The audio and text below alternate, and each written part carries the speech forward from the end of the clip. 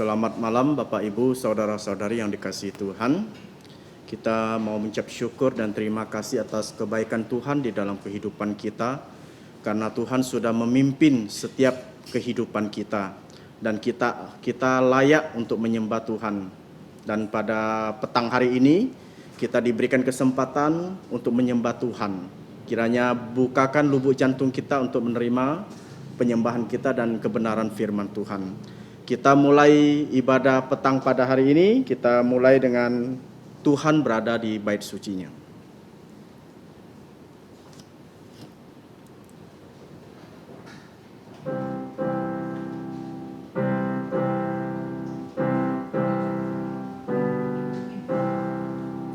Tuhan berada di bait suci. Semua orang di hadapan Tuhan sujudlah, berdiam diri, sembah sujud. Amin. Kita masuk saat teduh dimulai. Mazmur nomor 97 ayat 1, demikian bunyi firman Tuhan. Tuhan adalah Raja, hendaklah bumi bersorak-sorak, hendaklah banyak pulau bersukacita. Saat teduh selesai, kita memuji Tuhan. Nomor 19, saudara-saudari dipersilakan bangkit berdiri. Pujian nomor 19.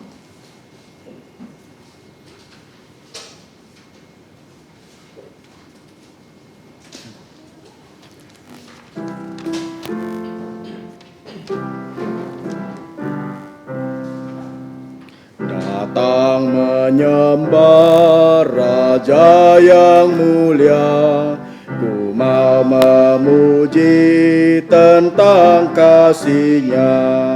Sejak dahulu Dialah pelindungku, Ia bertata di sorga penuh mulia.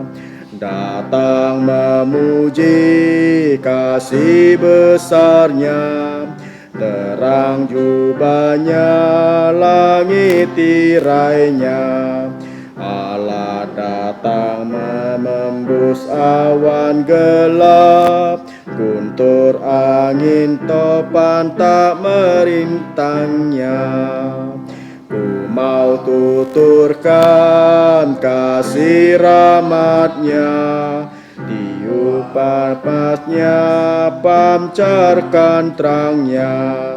Sumber dari bukit turun ke ladang, Ia curahkan hujan sejukkan bumi.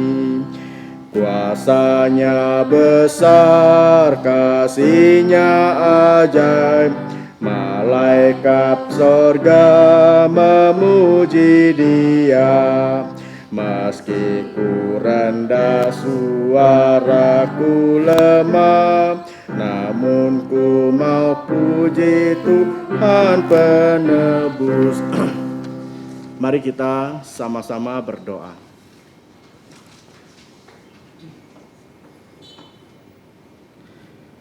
Allah Bapa yang bertata di dalam kerajaan sorga, Bapa kami yang kami sembah di dalam Putra-Mu Tuhan kami Yesus Kristus, kami mengucap syukur karena petang hari ini Engkau sudah memimpin kami datang di kebaktian matahari terbenam ini untuk menyembah Engkau lewat puji-pujian, persembahan, bahkan firman Tuhan yang boleh kami dengar.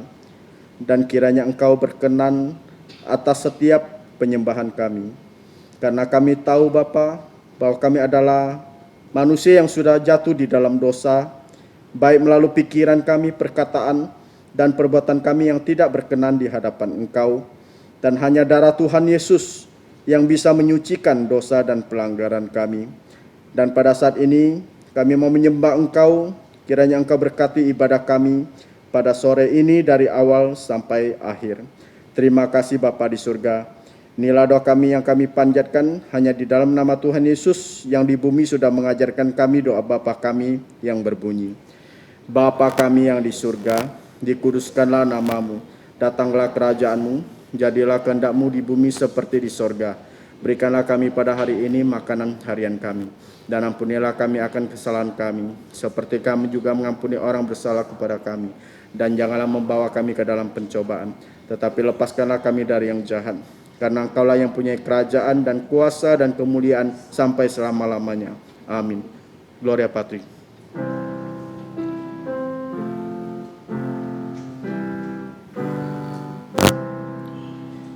Hormat diberi untuk Bapa, Putra, dan Roh Kudus, dari mula sampai sekarang dan seterusnya,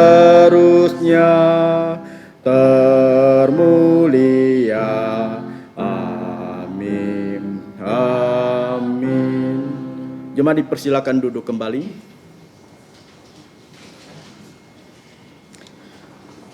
Selanjutnya kita akan membaca kitab suci, yaitu kita ambil dari Injil Markus pasal yang kelima ayat 22 sampai 43. Injil Markus pasal yang kelima ayat 22 sampai 43. Kita akan membacanya secara bertanggapan. Saya baca yang 22, saudara-saudari baca yang 23 dan seterusnya. Nanti di 3 ayat terakhir, yaitu ayat 41, 42 dan 43 kita akan sama-sama membacanya. Kita akan mulai. Injil Markus pasal 5 ayat 22 sampai 43.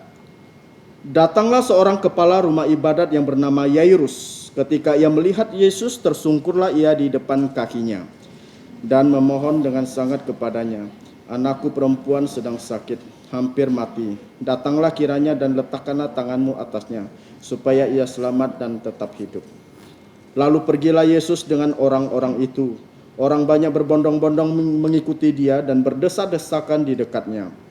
Adalah di situ seorang perempuan yang sudah 12 tahun lamanya menderita pendarahan. Ia telah berulang-ulang diobati oleh berbagai tabib, sehingga telah dihabiskannya semua yang ada padanya. Namun sama sekali tidak ada faedahnya, malah sebaliknya keadaannya makin memburuk. Dia sudah mendengar berita-berita tentang Yesus. Maka di tengah-tengah orang banyak itu, ia mendekati Yesus dari belakang dan menjabah jubahnya. Sebab katanya, "Asal kujamah saja jubahnya, aku akan sembuh." Seketika itu juga berhentilah pendarahannya, dan ia merasa bahwa badannya sudah sembuh dari penyakitnya. Pada ketika itu juga Yesus mengetahui bahwa ada tenaga yang keluar dari dirinya. Lalu ia berpaling di tengah orang banyak dan bertanya, "Siapa yang menjamah jubahku?" Murid-muridnya menjawab, "Engkau melihat bagaimana orang-orang ini berdesak-desakan dekatmu, dan engkau bertanya, siapa yang menjamah aku?" Lalu ia memandang sekelilingnya untuk melihat siapa yang telah melakukan hal itu. Perempuan itu yang menjadi takut dan gemetar ketika mengetahui apa yang telah terjadi atas dirinya, tampil dan tersungkur di depan Yesus dan dengan tulus memberitahukan segala sesuatu kepadanya. Maka katanya kepada perempuan itu, "Hai anakku, imanmu telah menyelamatkan engkau. Pergilah dengan selamat dan sembuhlah dari penyakitmu." Ketika Yesus masih berbicara, datanglah orang dari keluarga kepala rumah ibadat itu dan berkata, "Anakmu sudah mati. Apa perlunya lagi engkau menyusah-nyusahkan guru?" Tetapi Yesus tidak menghiraukan perkataan mereka dan berkata kepada kepala rumah ibadat, "Jangan takut, percaya saja." Lalu Yesus tidak memperbolehkan seorang pun ikut serta, kecuali Petrus, Yakobus, dan Yohanes, saudara Yakobus. Mereka tiba di rumah kepala rumah ibadat, dan di sana dilihatnya orang-orang ribut, menangis, dan meratap dengan suara nyaring. Sesudah ia masuk, ia berkata kepada orang-orang itu, "Mengapa kamu ribut dan menangis? Anak ini tidak mati, tetapi tidur." Tetapi mereka menertawakan dia, maka diusirnya semua orang itu. Lalu dibawanya ayah dan ibu anak itu dan mereka yang bersama-sama dengan dia masuk ke kamar anak itu sama-sama. Lalu dipegangnya tangan anak itu, katanya, "Talita kum," yang berarti, "Hai anak, aku berkata kepadamu, bangunlah." Seketika itu juga anak itu bangkit berdiri dan berjalan, sebab umurnya sudah 12 tahun. Semua orang yang hadir sangat takjub.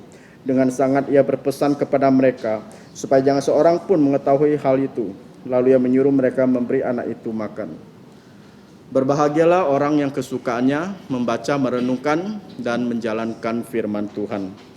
Selanjutnya kita memuji Tuhan kembali. Kita buka pujian nomor 4. Yang cinta pada Tuhan datanglah. Nomor 4.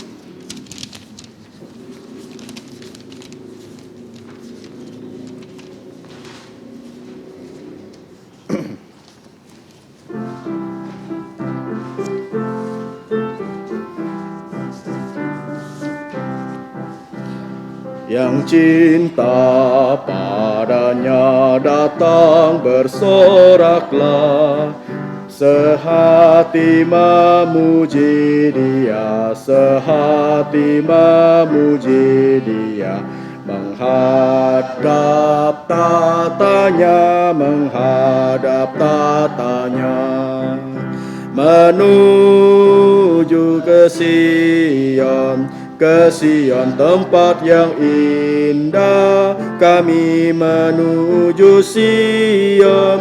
Sion indah kota Allah. Yang belum kenal Tuhan, berdiamlah engkau. Namun semua anaknya, namun semua anaknya memuji kasih-Nya, memuji kasih-Nya, menuju ke Sion, ke Sion tempat yang indah, kami menuju Sion, Sion indah kota Allah.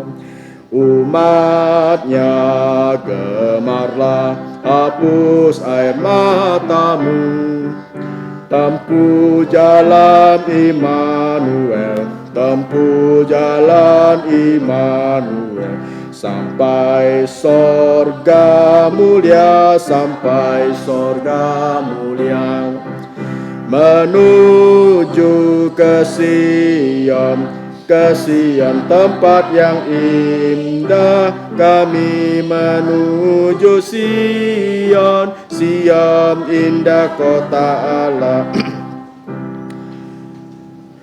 Selanjutnya kita akan mendengarkan warta gereja pada petang hari ini. Silakan menyimaknya dengan baik. Yang pertama adalah kelas pengetahuan dasar Alkitab telah dimulai. Jemaat yang ingin dibaptis, dewasa, baptis anak, reafirmasi iman, dan pindah anggota bisa mendaftarkan diri segera. Warta gereja kedua, puji Tuhan, di mana kita dituntunnya berkebaktian di keluarga kita masing-masing.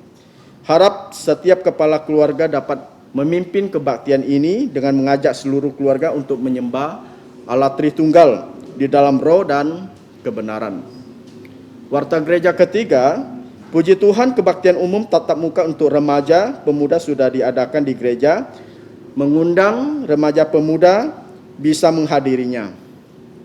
Warta gereja keempat, puji Tuhan, gereja sudah mulai menyediakan pengajaran firman Tuhan untuk anak-anak sekolah minggu, CMC. Harap para kepala keluarga dapat menggunakan pengajaran firman ini untuk semua anak-anaknya yang berada di rumah. Selanjutnya kita akan memberikan yang terbaik untuk Tuhan. Kita akan menjalankan persembahan. Persembahan akan dipimpin Saudari Stefani dengan pujian 77. Puji Yesus. 77.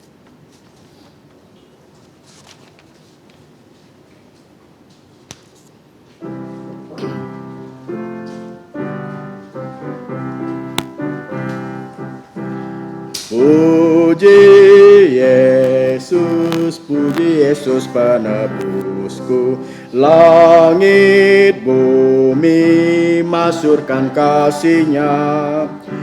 Puji Yesus, puji bala tentara sorga, kuasa hormat berilah kepadanya. gembala. Yesus pelihara kita, siang malam kita dijaganya. Puji Yesus, masyhurkan kebesarannya. Puji Yesus selama-lamanya. Puji Yesus penebusku. Dia disalib sebab dosa-dosaku. Gunung batu harapan keselamatanku. Puji Yesus juru selamatku. Pujilah Dia yang tanggung susah kita dan limpahkan kasih karunia-Nya. Puji Yesus, masyhurkan kebesarannya. Puji Yesus selama-lamanya. Puji Yesus penebusku.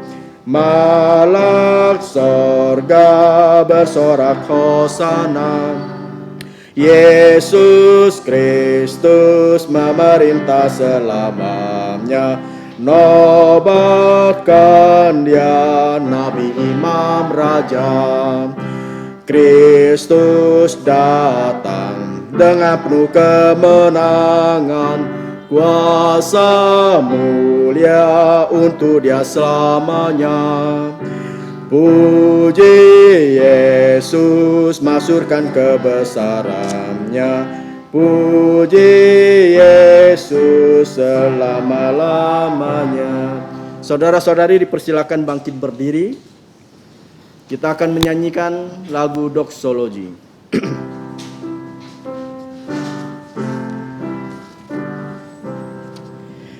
Puji Allah sumber berkah, puji Dia semua ciptaannya, puji Dia para malaikat, Bapa, Putra dan Roh Kudus. Amin. Mari kita berdoa. Terpujilah Allah Bapa yang bersemayam di dalam kerajaan sorga. Bapa sumber segala berkat yang sudah memberkati kami, baik itu berkat jasmani maupun berkat rohani. Dan pada saat ini kami dengan sukacita yang besar, kami mau menjembah Engkau lewat persembahan. Ini adalah bentuk ucapan syukur kami atas berkat-berkat yang sudah kami terima. Kiranya Engkau berkenan atas persembahan kami, dan Engkau berkati tangan-tangan yang sudah memberi dengan rela dan sukacita. Dan ajarlah kami untuk mempersembahkan hidup kami sebagai korban yang hidup, yang berkenan di hadapan Allah. Kami juga mau berdoa untuk persembahan ini, agar dapat dipakai untuk perluasan pekerjaan-Mu lewat pelayanan di berbagai tempat, secara khususnya di Pos PI Serdam ini. Terima kasih Bapa di surga. Ampunilah segala dosa dan pelanggaran kami. Hanya di dalam nama Tuhan Yesus kami berdoa. Amin. Silakan duduk kembali.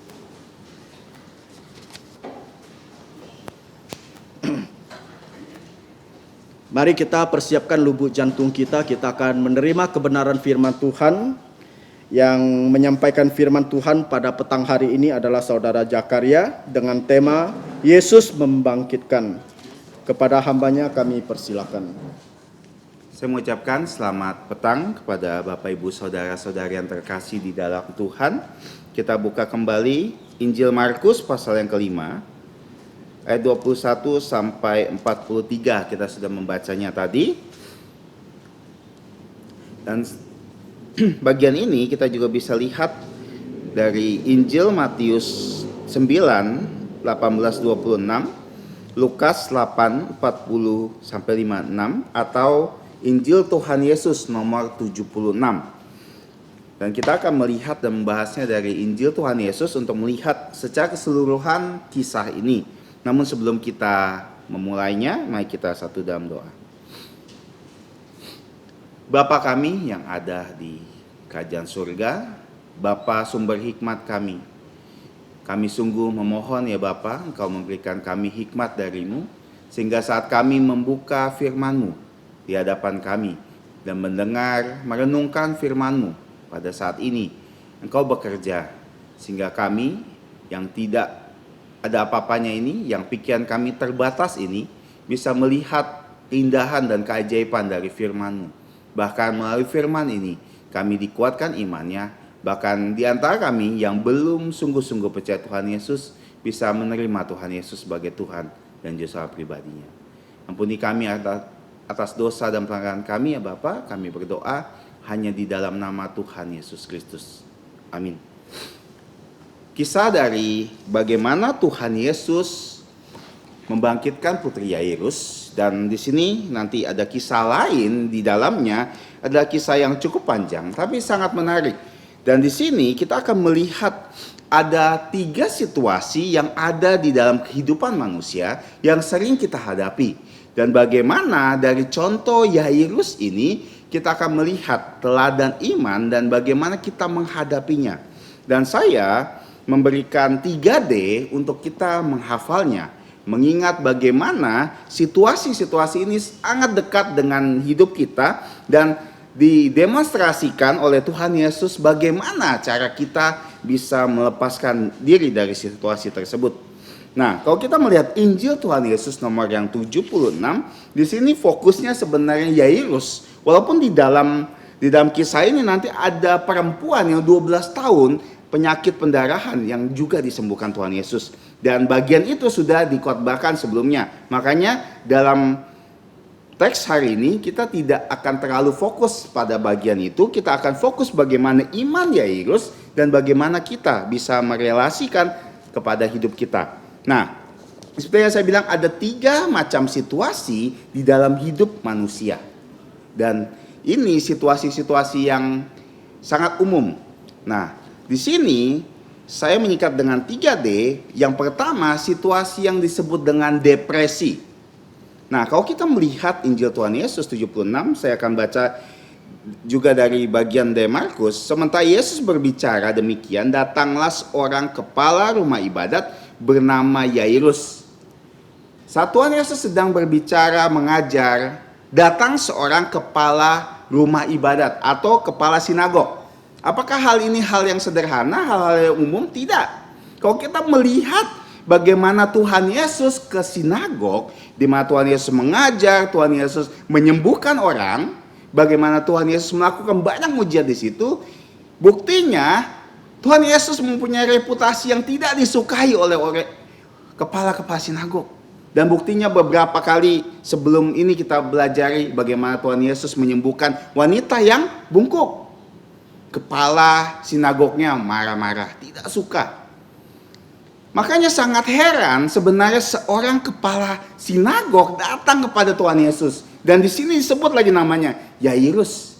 Dan kemungkinan besar orang ini ada orang yang terpandang, orang yang cukup berada, dan rumahnya saja dijadikan sinagog, tempat orang berkumpul. Nanti kita akan lihat bagaimana saat kita dan Tuhan Yesus datang ke rumahnya. Sebesar apa rumahnya? Nah, di sini dikatakan ketika ia melihat Yesus, artinya dia sudah mengenal Yesus. Tersungkurlah ia di depan kakinya, lalu menyembah dia dan memohon dengan sangat supaya Yesus datang ke rumahnya karena anaknya perempuan satu-satunya berumur kira-kira 12 tahun hampir mati. Kata dia, anakku perempuan sedang sakit hampir mati, datanglah kiranya, letakkan tanganmu atasnya supaya ia selamat dan tetap hidup. Nah, Yairus ini bukan orang biasa seperti yang saya bilang. Dia orang penting. Dan orang yang disebut kepala sinagog sangat rata-rata membenci Tuhan Yesus. Kenapa dia datang? Karena dia sudah depresi, dia sudah frustasi, dia tidak punya harapan. Dia tidak tahu lagi harus kemana. Putrinya satu-satunya yang dia sayangi 12 tahun dia sudah menjaga putrinya. Dan sekarang sekarat. Hampir mati. Bahkan Matius bilang sudah mati karena sudah mungkin koma, tidak tahu, kita tidak dijelaskan. Tapi yang pasti dia sudah sangat frustasi, depresi. Dan ini keadaan setiap kita. Kadang-kadang saat tekanan datang, saat kita bisa melawan tekanan itu, kita tidak menjadi stres, kita tidak menjadi depresi. Tapi kadang-kadang banyak hal permasalahan di dalam hidup kita buat kita depresi. Mood kita berubah. Kita suka marah-marah. Kita suka kesal. Bahkan nanti bisa menyebabkan kita frustasi. Dan ini yang digambarkan. Yairus hanya seorang ayah sekarang yang ingin anaknya hidup lagi. Ingin anaknya bisa disembuhkan. Karena dia tahu Tuhan Yesus. Dia sudah mendengar Tuhan Yesus, reputasi Tuhan Yesus. Bagaimana Tuhan Yesus menyembuhkan orang sakit. Maka Yairus hanya punya satu-satunya harapan, yaitu Tuhan Yesus. Dia datang. Makanya saat kita depresi, jawabannya adalah kita harus datang kepada Yesus. Dan kalau kita melihat sangat menarik. Bagaimana seorang yang terpandang, terkemuka, yang bisa berani terang-terangan datang kepada Yesus loh. Lihat Nikodemus. Nikodemus diam-diam, malam-malam datang kepada Yesus karena gak berani. Karena orang tahu kalau dekat sama Tuhan Yesus, meminta bantuan sama Tuhan Yesus, bertanya sama Tuhan Yesus, mereka mungkin akan dikucilkan di antara sesamanya. Tapi Yairus gak punya pilihan. Dia nggak tahu malu lagi. Dia datang, dikatakan dia tersungkur menyembah di depan kaki Tuhan Yesus. Ini sikap yang pertama yang harus kita teladani. Saat kita datang kepada Tuhan Yesus, kita harus punya sikap seperti ini dan meminta dengan sangat ya. Di sini artinya dia ingin Tuhan datang. Meminta dengan sangat, ingin Tuhan ada di sisinya. Dan ini permintaan yang cukup berat loh. Siapa dia? Ya, dia memang orangnya terpandang. Tapi dia berlutut meminta kepada Tuhan. Ini sikap saat kita datang kepada Tuhan Yesus. Kita datang kepada Tuhan Yesus bukan coba-coba. Banyak orang depresi, frustasi, dia datang kepada Tuhan Yesus karena pilihan terakhir. Karena semua hal tidak bisa dilakukan. Tapi lihat, dia datang, dia tahu bahwa Tuhan Yesus adalah Tuhan yang mampu melakukan segala sesuatu. Bahkan di sini dikatakan, dia katakan, datanglah kiranya, maka nanti anakku, letakkan tanganmu atasnya, supaya ia selamat dan tetap hidup. Ini iman. Iman Yairus jelas di sini. Dia bukan coba-coba. Banyak dari kita ya, coba-coba aja. Siapa tahu Tuhan Yesus bisa sembuhkan. Siapa tahu Tuhan Yesus bisa menolong. Enggak. Dia hanya punya keyakinan bahwa Tuhan Yesus pasti menolong. Makanya saat kita depresi, apapun kondisi kita ya, kita bisa depresi di pelajaran kita bisa depresi di pekerjaan kita, depresi dalam pelayanan kita, depresi dalam rumah tangga kita, depresi dalam banyak hal. Dan kita mengalami kelesuhan total. Depresi artinya mood kita rusak total loh. Mood kita rusak. Siapa yang bisa bikin kita kembali bangkit lagi? Datang kepada Yesus. Itu jawabannya. Dan datang dengan sangat memohon, bahkan mengemis sama Tuhan. Tuhan tolong. Karena Tuhan katakan, Tuhan Yesus datanglah kepadaku semua yang letih, lesu dan berbeban berat. Yang depresi, punya beban berat. Datang pada Tuhan Yesus. Maka aku akan memberikan kelegaan, istirahat. Sehingga yang lesu, kalau kita lesu ya, sebenarnya kita istirahat tidur. Karena kalau dari secara medis, kalau orang depresi ternyata ada obatnya. Ada obat supaya tidak depresi, dan obat depresi itu sebenarnya obat tidur. Maka istirahat itu yang paling penting. Tuhan Yesus punya istirahat rohani. Kalau kita lesu dalam segala hal, datang pada Yesus, dia kasih istirahat kepada kita secara total.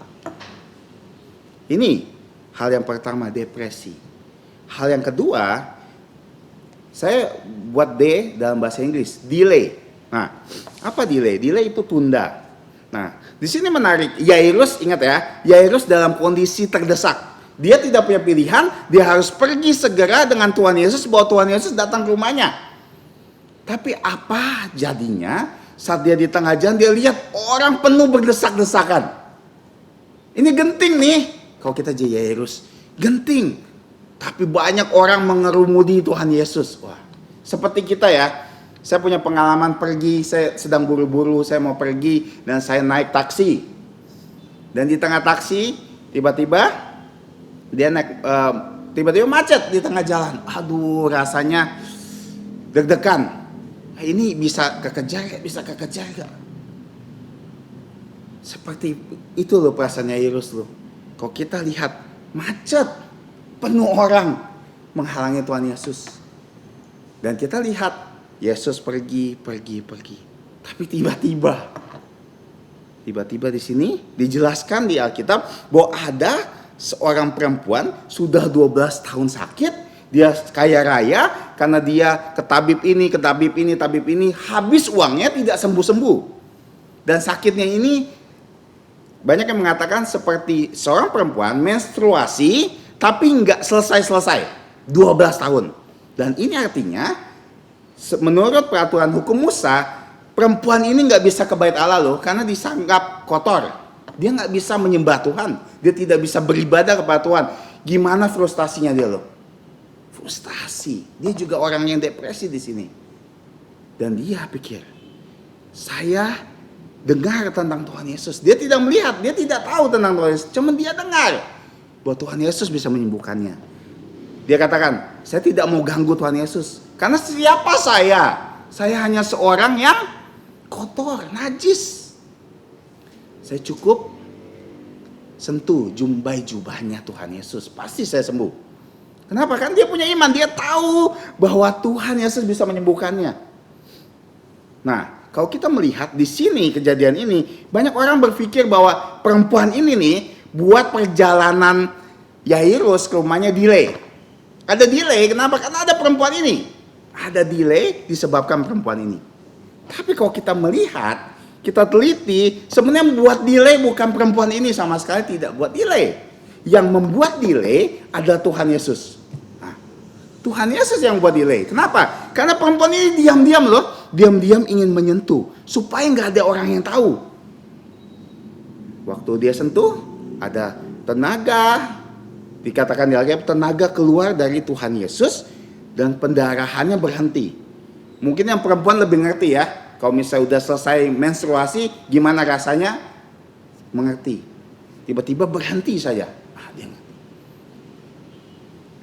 Dan di sini katakan, siapa yang buat delay? Seperti yang saya bilang, yang buat delay itu Tuhan Yesus sendiri. Kenapa? Karena kalau Tuhan Yesus nggak menggubris itu, Tuhan Yesus tinggal jalan loh. Kan udah sembuh perempuan itu. Tapi Tuhan Yesus bertanya, siapa yang sentuh saya? Yairus mungkin pikir, aduh Tuhan Yesus kenapa? Nggak perlu ngobrol lagi. Ibaratnya seperti itu. Seperti sudah buru-buru, tapi tiba-tiba supir yang misalnya kita naik supir itu berhenti dan membeli rokok. Aduh, kita kesal sekali. Tapi ini Tuhan Yesus kenapa melakukan itu? Dan dia harus cari tahu loh, siapa yang sentuh, sampai murid-muridnya sedikit berargumen sama Tuhan Yesus. Tuhan lihat segitu banyak, mana ada yang semua menyentuh kamu. Nah, tapi Tuhan Yesus jelaskan, ada yang menyentuh aku. Karena ada tenaga keluar dari aku. Sampai ketahuan perempuan ini dan perempuan ini mengaku. Nah, kalau kita melihat, ini butuh waktu yang lama loh. Dan kita bisa bayangkan perasaan Yairus ya. Yairus lagi di rumahnya, anaknya sakit dan dia butuh pertolongan Tuhan Yesus, dan ternyata ada macet, banyak orang, dan sekarang Tuhan menunda. Apakah Tuhan menunda segala sesuatu? Ya. Kadang-kadang Tuhan menunda. Bukan berarti dia tidak tepat janji, karena bukan waktunya. Di mata kita Tuhan menunda, tapi di mata Tuhan belum waktunya. Karena Tuhan punya tujuan. Ada sebuah kisah yang saya ceritakan. Ini akan menjelaskan kita dengan sangat bagaimana Tuhan bekerja. Ada dua orang ibu, dia sering kebaktian doa, dan mereka mendoakan hal yang sama. Pokok doanya apa?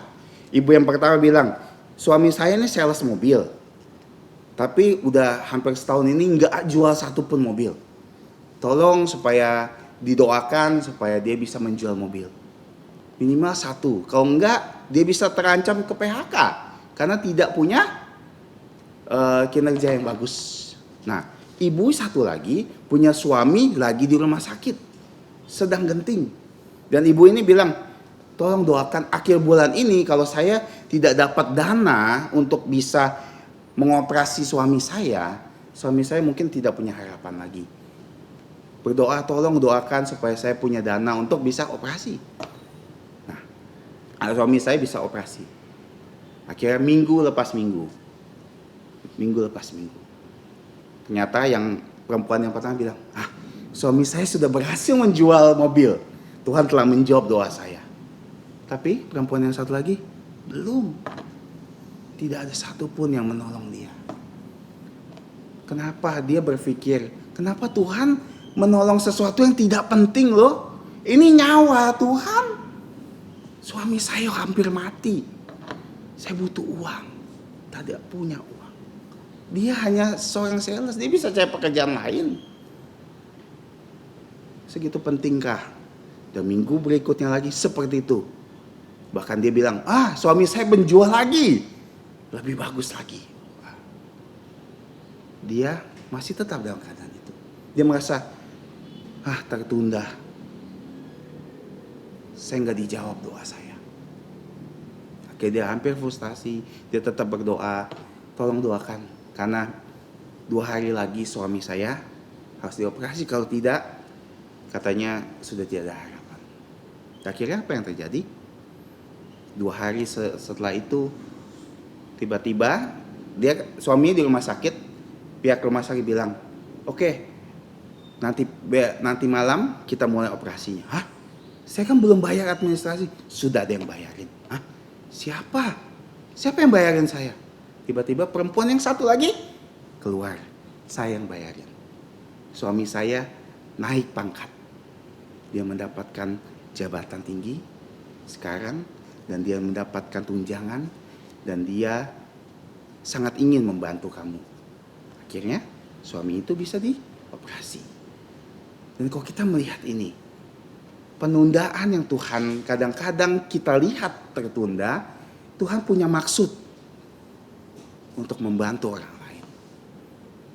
Makanya saat kita merasa kadang-kadang Tuhan jawaban dari doa saya tertunda terus sih.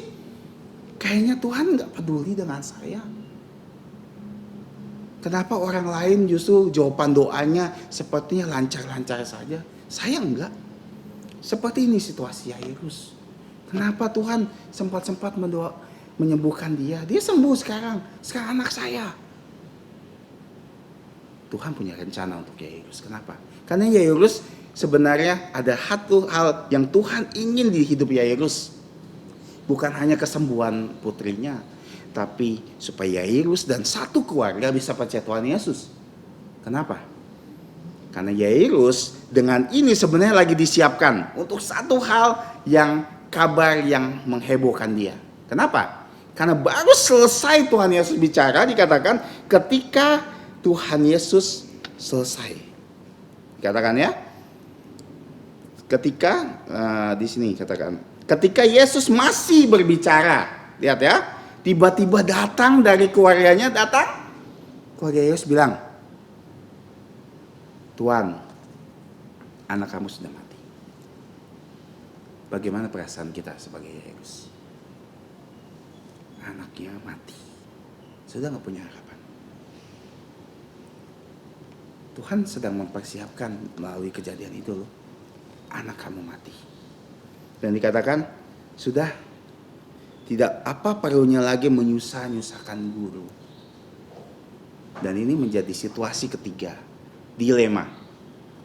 Dilema ada situasi di mana seakan-akan 2 jawaban ya, dua keputusan kita, ada baiknya, ada buruknya, ada baiknya, ada buruknya. Dia sedang dilema. Kenapa? Karena orang lain kasih tahu fakta ke dia, anak kamu sudah mati, nggak usah susah-susahkan guru. Tapi Yesus nggak gubris loh. Kalau dalam bahasa Inggris, waktu dia ngomong, Tuhan Yesus malah ngomong, jangan takut atau berhenti takut. Karena Yairus sangat takut. Sangat takut. Sekarang putrinya mati. Saya tidak bisa berempati dengan Yairus. Bagaimana mendengar kabar anak satu-satunya mati. Nggak pernah bisa berempati. Tapi kita bisa membayangkan perasaannya Yairus. Dan sekarang orang rumah bilang, nggak usah, udah pulang aja. Dan Tuhan Yesus bilang apa? Berhenti takut. Hanya percaya saya, only believe. Percaya saja, anakmu akan selamat. Anakmu akan selamat. Jadi ada dua hal di sini. Yang satu bilang, udah mati, gak usah susahkan guru. Satu bilang, percaya saja, jangan takut, berhenti takut, anakmu selamat. Kalau kita melihat, ini sebenarnya antara dunia dan firman Tuhan. Kenapa? Kalau kita melihat baik-baik, orang yang datang ini bilang dan menyebut Tuhan Yesus sebagai guru. Artinya mereka tidak mengerti bahwa Tuhan Yesus bukan hanya guru biasa. Mereka hanya berpikir Tuhan Yesus hanya mengajar. Dia tidak bisa membangkitkan orang mati. Dia mungkin bisa menyembuhkan, tapi nggak bisa bangkitkan orang mati. Sudah cukup. Ini adalah iman yang dipertaruhkan loh. Orang lain bilang nggak bisa. Kamu gak usah percaya sama Tuhan kamu dengan firman kamu. Gak bisa itu. Tapi firman Tuhan katakan, percaya. Kamu harus percaya.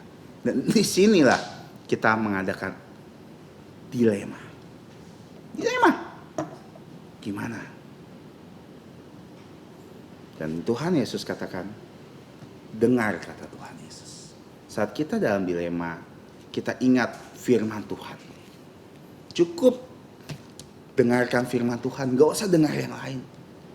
Kalau kita bisa mendengarnya dengan baik, maka kita akan memperoleh hasil yang terbaik. Makanya di sini dilanjutkan.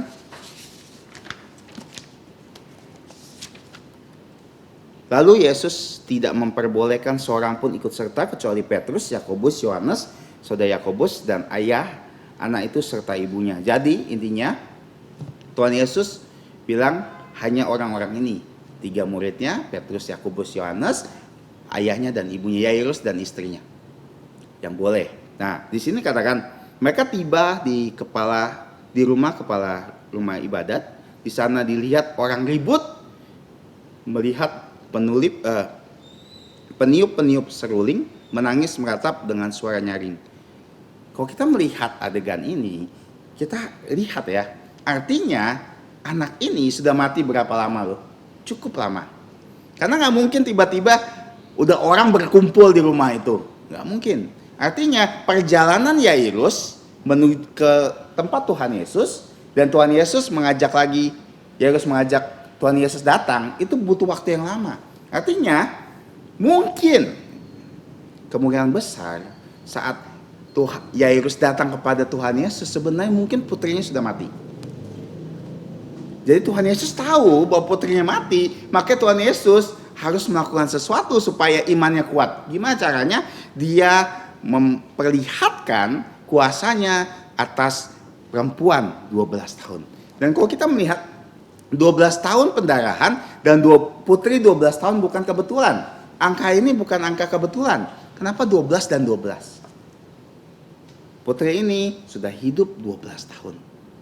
Hidupnya dimulai 12 tahun lalu. Tapi perempuan ini 12 tahun lalu menderita.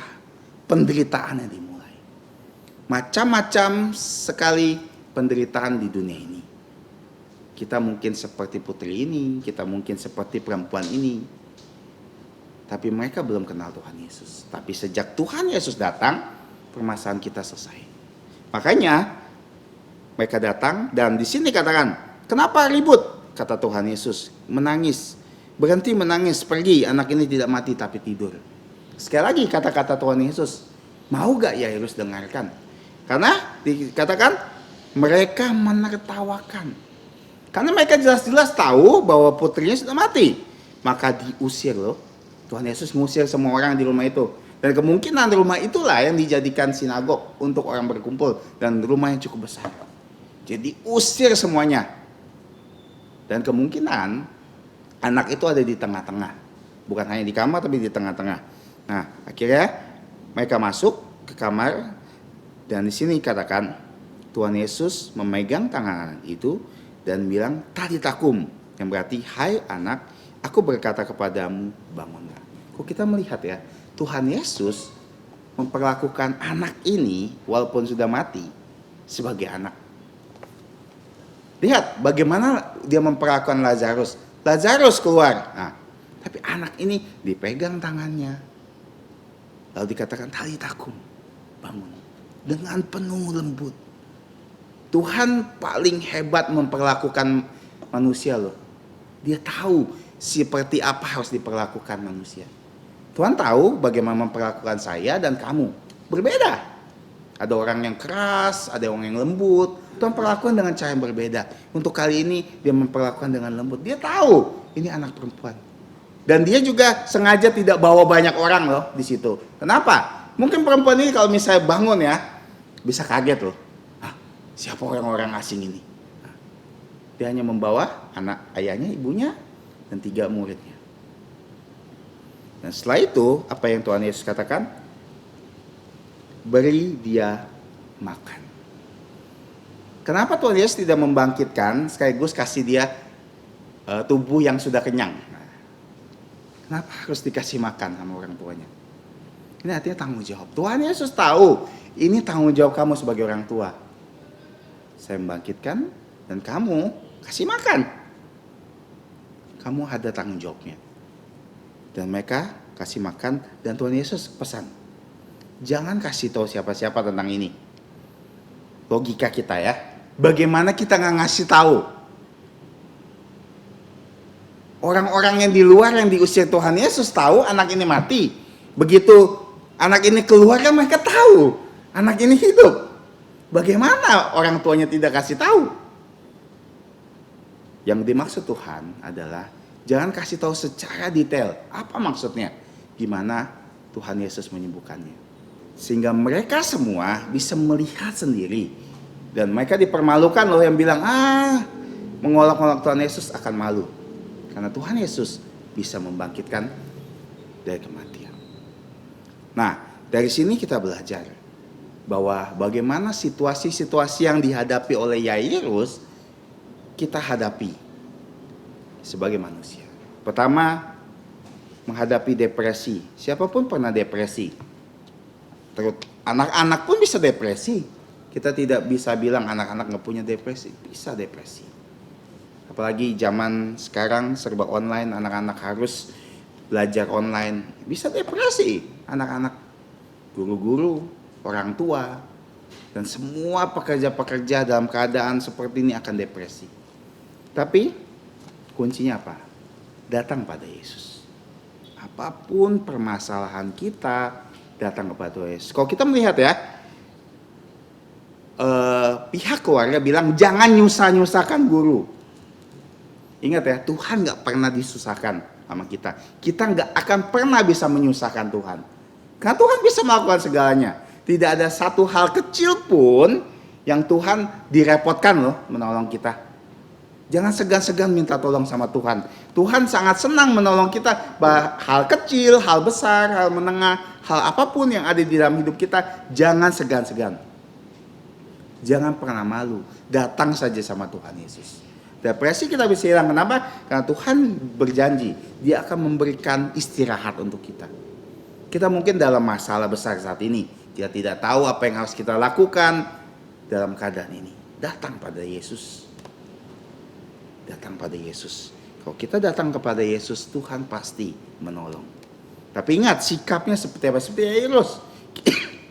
Kita datang seakan-akan kita bukan siapa-siapa. Dia bukan lagi kepala sinagog yang bisa dibanggakan dengan kedudukannya. Bukan. Dia hanya seseorang yang membutuhkan Tuhan Yesus. Kita butuhkan Tuhan Yesus harus seperti ini. Mentalitas pengemis. Kita bukan siapa-siapa. Kalau kita merasa kita siapa-siapa, saya datang kepada Tuhan Yesus dan kita berdoa dengan luar biasa. Bagus sekali doa kita. Tapi sikap kita sombong. Datang sama Tuhan Yesus. Kita bilang, saya mau datang sama Tuhan Yesus. Bukan seperti itu. arogan, tidak. Sikap kita sembah Tuhan. Kita minta pertolongannya. Dan kita yakin, bukan coba-coba. Jangan jadikan Tuhan Yesus itu percobaan. Tapi kita yakin bahwa Tuhan menolong. Depresi datang pada Yesus. Kedua, delay. Saat Tuhan menunda di hadapan kita ya. Ingat, Tuhan tidak pernah lalai menepati janjinya. Tapi Ia setia. Makanya dalam Petrus dikatakan, surat Petrus katakan bahwa Tuhan tidak lalai menepati janjinya. Tapi Dia mau semua orang bertobat. Kenapa Tuhan Yesus tidak datang-datang? Sudah 2000 tahun lalu. Tuhan Yesus bilang, saya akan segera datang. Belum datang-datang. Kenapa? Karena Tuhan menunda. Kenapa Tuhan tunda? Karena masih banyak orang belum bertobat. Mungkin kita salah satu di antaranya. Kita belum percaya Tuhan Yesus. Kita bergereja setiap minggu, tapi kita tidak sungguh-sungguh percaya Tuhan Yesus. Banyak orang-orang pintar, banyak orang-orang yang sudah menjadi profesor dari sekolah Alkitab, banyak yang tidak percaya Tuhan Yesus. Maka kita introspeksi, apakah kita sudah percaya Tuhan Yesus? Kalau kita belum percaya Tuhan Yesus, sekarang waktunya. Karena mungkin Tuhan Yesus sedang menunggu kita loh. Tuhan Yesus menunda supaya menunggu kita supaya percaya. Dan menunggu saudara-saudara kita, tetangga-tetangga kita, keluarga kita supaya percaya. Dia menunda sampai saat ini. Tapi Tuhan sudah punya waktunya. Hanya kita melihatnya belum. Makanya saat kita melihat Tuhan delay. Kita ya yang melihat Tuhan tidak pernah delay, tapi kita melihatnya sepertinya Tuhan delay. Ingat, kita harus diam. Dan ketahuilah bahwa Tuhan adalah Allah. Dia tidak pernah terlambat menolong kita. Dia akan menolong kita tepat pada waktunya. Dan saat kita mau terjatuh, sebelum kita jatuh ke tanah, tergeletak, Tuhan sudah menopang tangan kita. Begitu hebatnya Tuhan. Jadi jangan pernah merasa ya, saya berdoa kok Tuhan belum tolong saya. Artinya belum waktu Tuhan. Tuhan belum waktunya nolong kamu. Maka kita terus diam dan mengetahui Tuhan ada di tahta sucinya yang mengatur semua hidup saya. Jadi saya akan diam. Seperti Yairus tidak sepatah kata pun loh. Tidak ngoceh-ngoceh kenapa ada perempuan ini tiba-tiba datang, kenapa ramai ribut-ribut. Tuhan enggak desak-desak Tuhan Yesus, Tuhan cepat, ini anak saya sudah mau mati. Tidak, silent, diam. Makanya saat sepertinya delay, diam. Ketahui Tuhan ada waktunya. Yang ketiga, dilema. Saat ada banyak pilihan yang membuat kita bingung. Saya kalau pilih ini akan begini, saya pilih ini begini. Dilema, saya bingung yang mana. Dan ingat, sederhananya dilema ini yang paling susah adalah saat kita ingin memilih menuruti Tuhan atau menuruti dunia. Itu dilema terbesar. Kalau kita lihat ya, banyak keputusan kita cuman hanya dua ini loh. Kita mau ngikutin Tuhan atau ngikuti nafsu kita. Kita mau ngikuti Tuhan atau ngikuti hasrat kita. Kita mau ngikuti Tuhan atau ngikuti iblis. Itu aja. Makanya terjadi dilema. Oh, rasanya saya mau melakukan ini, tapi Tuhan bilang gak boleh. Nah, jadi dilema. Caranya adalah dengar Tuhan. Dengar kata-kata Yesus. Seperti Yairus. Dia bilang hanya percaya. Only believe. Berhenti takut. Dan dari sini Allah mendemonstrasikan keajaiban kuasa mujizatnya, yaitu dengan membangkitkan putri Yairus. Dan saya percaya ini maksud Tuhan. Tuhan memang sengaja supaya putri Yairus harus mati, supaya keluarga ini bisa percaya Tuhan Yesus. Satu keluarga ini, walaupun orang menertawakan, mengejek-ngejek iman kita saat ini, kok kamu masih percaya Tuhan Yesus sih? Jangan khawatir, dengar saja sama Tuhan Yesus, kita pasti selamat. Mari kita berdoa. Bapa kami ada di surga, kami bersyukur atas firman-Mu hari ini. Kiranya Engkau menolong supaya Engkau materaikan firman-Mu. supaya firman-Mu bisa kami pahami, bahkan kami bisa lakukan di dalam hidup kami.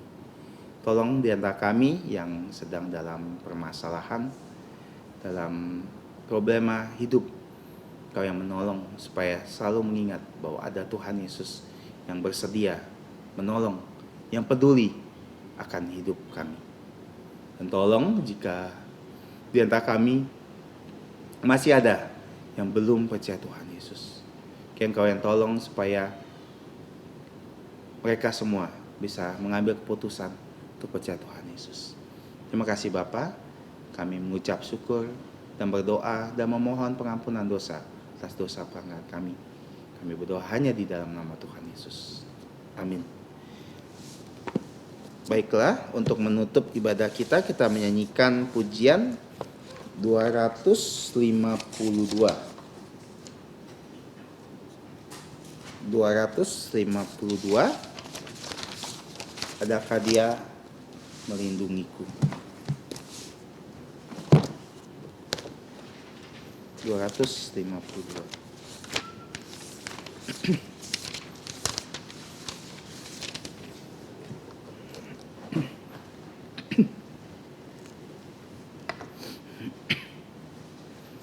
Setelah lagu ini selesai, hambanya doa penutup atau doa berkat.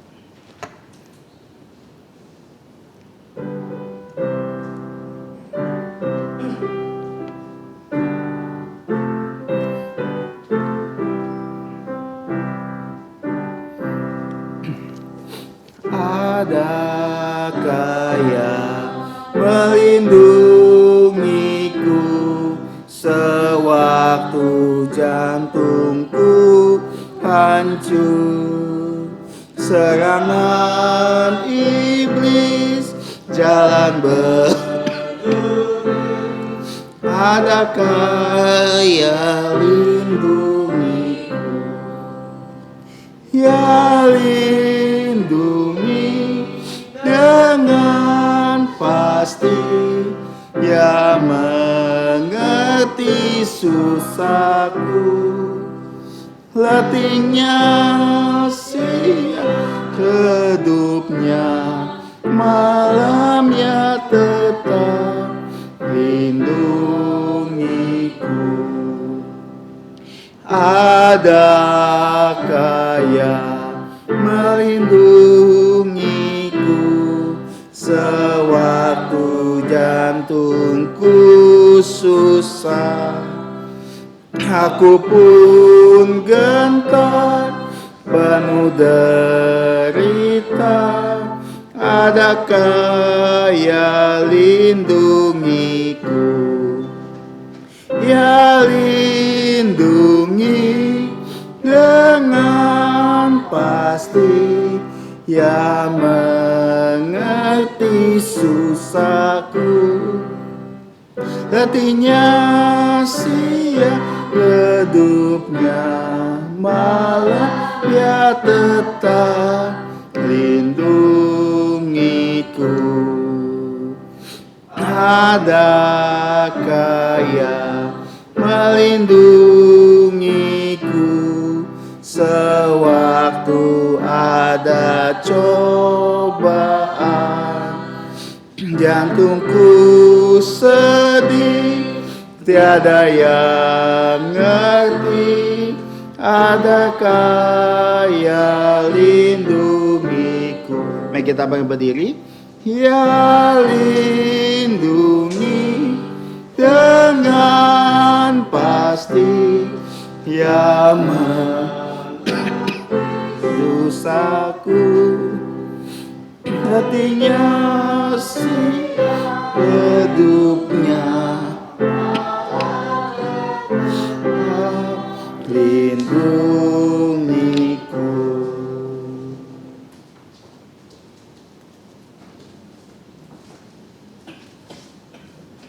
Saudara-saudariku dalam Tuhan Yesus, mari kita bersatu dalam doa penutup. Bapa kami yang di surga, Bapa dari Tuhan kami Yesus Kristus, kami mengucap syukur di penghujung kebaktian matahari terbenam. Kami telah memuji nama-Mu kami telah membawa persembahan, kami sudah berdoa, dan kami juga sekarang sudah mendengarkan firman-Mu. Ya Bapa, kami akan kembali ke rumah kami masing-masing. Kami menyerahkan hidup kami kembali, karena hidup kami berasal dari Engkau, dan ketika hidup kami diakhiri di muka bumi ini, juga Engkaulah yang menentukan. Ya Bapa, kami bersukacita karena Engkau selalu mau melindungi kami. Engkau mau menolong kami dalam pergumulan hidup kami sehari-hari. Dan ya Bapa, kami bersyukur Engkau juga memperhatikan walaupun seorang anak yang masih sangat kecil, Tuhan Yesus rela berjalan dari tempat yang jauh untuk membesuk anak ini. Kiranya ya Bapa, dalam hidup kami selalu berinteraksi dengan Tuhan Yesus. Dan kami bersyukur ya Bapa, ketika hidup kedua yang diberikan kepada anak kecil, orang pertama yang dilihatnya adalah Tuhan Yesus. Ya Bapa, Tuhan Yesus senantiasa menyertai kami, tetapi kadang-kadang bahkan seringkali kami menjadi anak-anak yang nakal, orang-orang yang bandel, tidak menyadari Tuhan Yesus berada di sisi kami. Sehingga kehadiran Tuhan Yesus kami abaikan. Kami lebih asik dengan dunia, kami lebih asik dengan diri sendiri. Ya Bapa, tolonglah kami supaya penyakit-penyakit rohani ini dapat dilepaskan oleh Tuhan Yesus. Ya Bapa, kami serahkan hidup kami sebagai pelajar, sebagai pekerja, sebagai ibu rumah tangga, dan juga sebagai pelayan-Mu. Kiranya ya Bapa, semua pekerjaan kami adalah untuk memuliakan Tuhan Yesus semata-mata. Tolonglah ya Bapa, gereja-Mu ini supaya bertumbuh berkembang, bukan hanya secara rohani, tapi juga secara kuantitas. Kami serahkan hidup kami, kiranya dalam minggu yang akan datang, kami dapat menjadi saksi-Mu dimanapun Engkau menempatkan kami. Kami percaya Tuhan Yesus akan segera datang kedua kali, karena tanda-tandanya sudah di ambang pintu. Ya Bapa, kami sadar akan kuasa kami terbatas, tapi kuasa Tuhan Yesus tidak terbatas. Karena itu kami senantiasa mau bersandar kepada kuasa-Mu yang tidak terbatas dalam firman-Mu dan Allah Roh Kudus. Demikianlah doa kami, hanya dalam nama Tuhan Yesus kami bersukacita dan bersyukur. Amin. Amin. Amin. Amin. Amin. Silakan duduk saat teduh. Tuhanmu memberkatimu dan melindungimu.